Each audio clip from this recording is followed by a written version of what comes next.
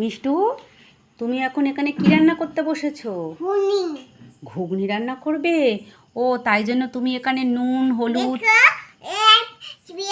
ও পেঁয়াজ, ও কড়া তেলে পেঁয়াজ দিয়ে দিলে। আর কি দেবে? ওটা ধরে, প্লেটটা ধরে ঢেলে দাও। ও তেলে দিয়ে দিলে।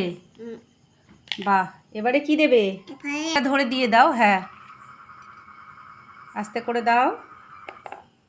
দিয়ে দিলে। এবারে নুন আর হলুদটা দেবে। প্লেটটা ধরে ঢেলে দাও, প্লেটটা ধরে ঢেলে দাও। এবার একটু নাড়বে, নেড়ে তারপর ঢাকা দিয়ে দেবে।